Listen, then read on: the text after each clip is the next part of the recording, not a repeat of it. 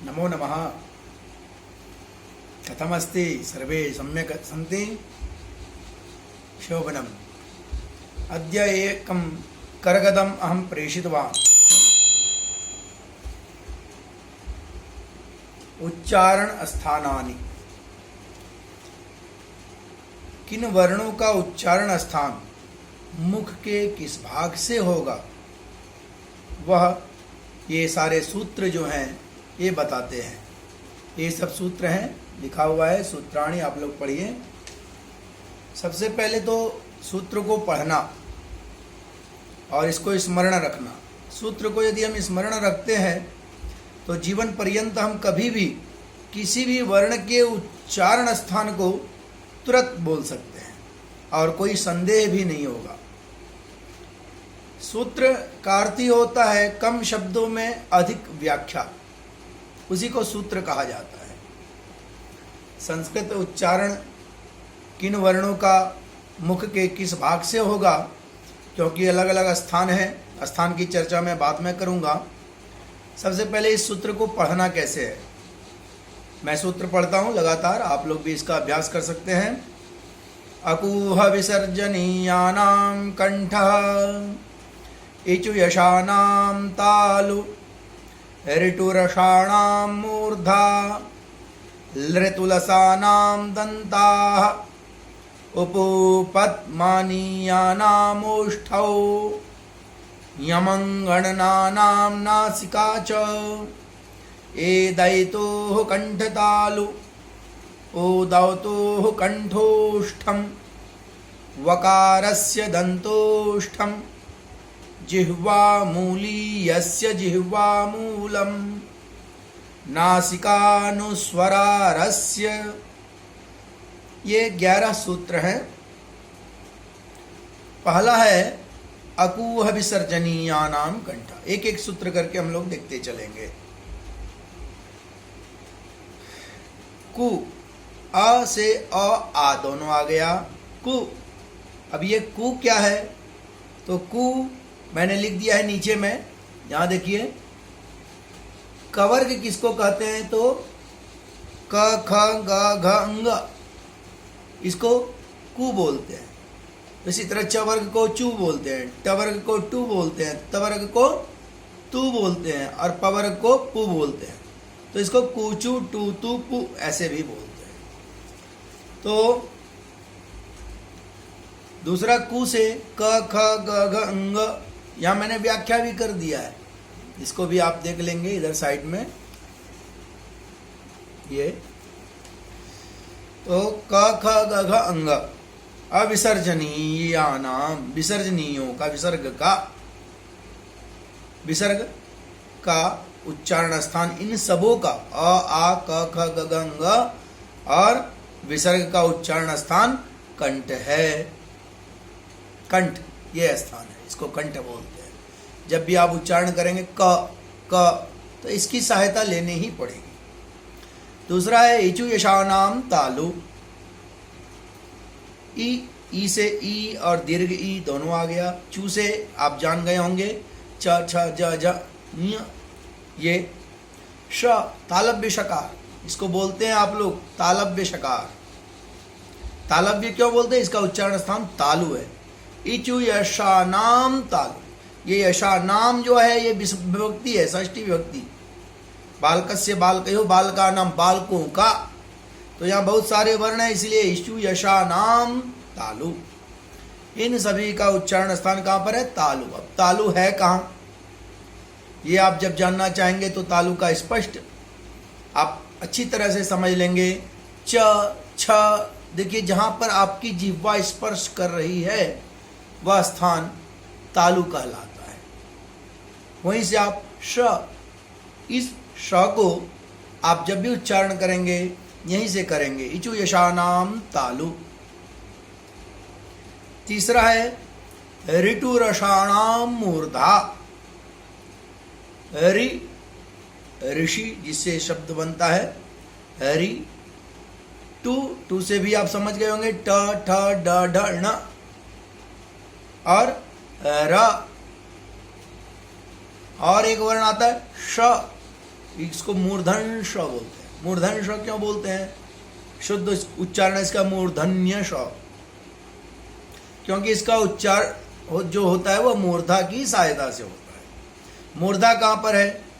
तो आप बोलेंगे ट ठ ड ढ, तालु के ठीक ऊपर, ऊपरी भाग की चर्चा हम कर रहे हैं। ये मुख का ऊपरी भाग है ना, ये, और ये निचली भाग। तो ऊपरी भाग में दांत के ठीक पीछे तालु और उसके ठीक पीछे मूर्धा। मूर्धा एकदम बीच में रहता है, मूर्धन। तो ट ठ ड जहां से उच्चारण होता है उस स्थान को हम क्या बोलते हैं? मूर्धा। और वहीं से इन सभी वर्णों का उच्चारण होगा। री टू से टवर्ग और र श, इन सबों का उच्चारण स्थान मूर्धा है। इसके बाद चौथे में आता है लृतु लसानाम दंताः। लृ एक वर्ण है, जैसे लृ जोड़ाकृति, लाकृति, ऐसा संधि होता है। लृ का शाब्दिक अर्थ तो टेढ़ा मेढ़ा। इसका लिखावट भी आप देखेंगे तो आपको ऐसे वैसे टेढ़ी मेढ़ी दिखाएगी। तो लृ एक वर्ण है।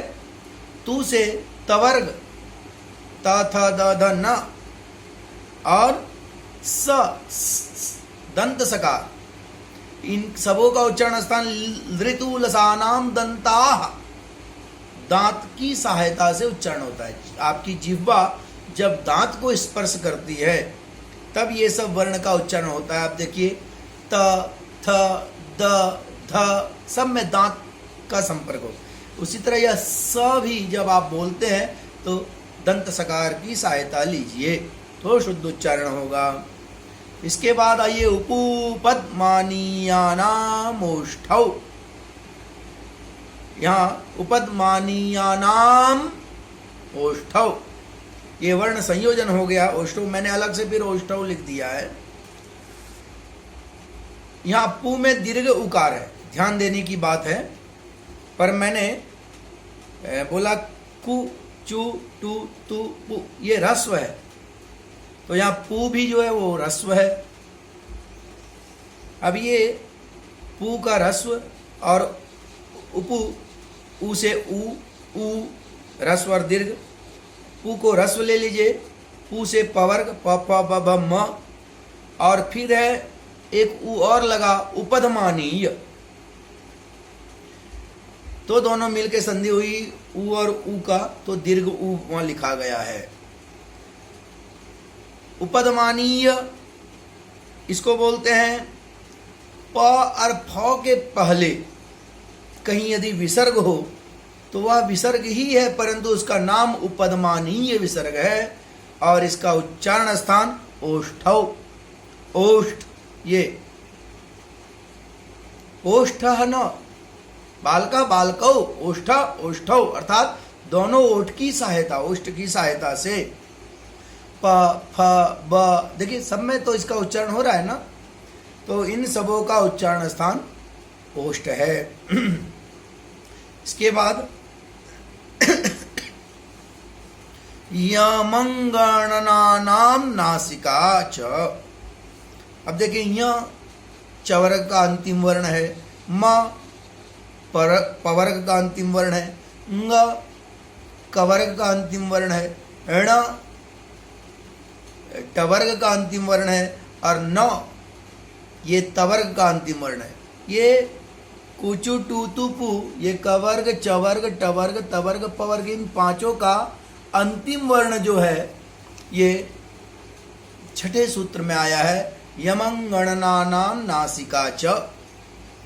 इन सभी का उच्चारण स्थान नासिका है। अब देखिए एक बात यहाँ समझने वाली बात है कि मैंने पहले सूत्र में कु आया, कु विसर्जनीय नाम कंठ। अब कु में तो क ख ग घ आ गया, पांचवा वर्ण। फिर यहाँ पांचवा वर्ण आया छठे सूत्र में, यमंगणनानाम नासिका च। तो अंग का उच्चारण स्थान दो स्थान बन रहा है, एक कंठ और दूसरा नासिका। जितने भी पंचम वर्ण है सबका नासिका उच्चारण स्थान है, और प्लस उसका जो मूल उच्चारण स्थान है, तो दो उच्चारण स्थान होगा हर पंचम वर्ण का। जैसे यहाँ य का तालु और नासिका, म का ओष्ठ और नासिका, अंगा का कंठ और नासिका, ण का मूर्धा और नासिका, न का दंत और नासिका। इस तरह करके इन सबों का 2 उच्चारण स्थान आया। सूत्र से ही बता रहा है, मैं नहीं बता रहा हूं, ये सूत्र में ही बताया जा रहा है। अब आगे आइए, ए दैतोह कंठ तालु, ए और आई, एकार और आईकार, इन दोनों का उच्चारण स्थान कहाँ है? कंठ तालु, कंठ और तालु, ए आई। दूसरा ओ दो तो कंठोष्टम, ओत आओत, ओ और आओ, इनका उच्चारण स्थान है कंठ ओष्ठम, कंठ और ओष्ठ, ओ यहां से निकलेगा और कंठ, इसकी भी सहायता ली जाएगी। दूसरा है वकारस्य, नौमा सूत्र देखिए, वकारस्य दंतोष्ठम, वकार का य र ल व का उच्चारण स्थान कहां दिया? दंतोष्ठम, दंत और ओष्ठ, व दांत और ओष्ठ दोनों की सहायता ली जाती है। अब 10वां सूत्र है जिह्वा मूली यस्य जिह्वा मूलम। अब एक, जैसे मैंने ऊपर में बताया, उपदमानीय विसर्ग होता है, जो प और फ के पहले जहाँ विसर्ग लगता है वह उपदमानीय होता है। और जिह्वा मूली किसको कहते हैं? तो यहाँ मैंने लिख दिया है, क और ख से पहले जहाँ विसर्ग हो वह विसर्ग जिह्वा मूलीय विसर्ग कहलाता है। अंतिम में है नासिका अनुस्वारस्य, अनुस्वार का उच्चारण स्थान कहां पर है? नासिका। जैसे कंग खंग, नासिका, नासिका की सहायता भी उच्चारण में महत्वपूर्ण होता है, परंतु हर जगह नहीं, जहां उसका दिशा निर्देश है वहीं पर लेना चाहिए। इस प्रकार करके ये उच्चारण स्थान है वर्णों का। और मैंने ये 5 वर्ण लिखा है, कवर्ग, चवर्ग, टवर्ग, तवर्ग, पवर। ये 5 5 5 5 25 है। इन 25 को स्पर्श व्यंजन कहते हैं। स्पर्श व्यंजन, स्पर्श व्यंजन कितने हैं? 25 है। कु चू टू तू पू, कवर्ग, चवर्ग, टवर्ग, तवर्ग, पवर्ग, इन 5 में जितने भी वर्ण हैं ये सभी स्पर्श व्यंजन कहलाते हैं। अब ये अंतस्थ, य र ल व, ये अंतः से निकलते हैं ये चारों वर्ण, इसको अंतस्थ व्यंजन कहते हैं। और ये उष्म घर्षण से पैदा होता है। श, श, स, ह, ये सब घर्षण में चलते हैं, इसलिए इसको उष्म व्यंजन कहते हैं। ये वर्णों का उच्चारण स्थान था। आज आप लोग इस पर इसको लिख लेंगे और लिखने के बाद इन सूत्रों को आप याद रख लेंगे। ये कभी भी पूछा जाएगा। धन्यवाद, नमस्कार।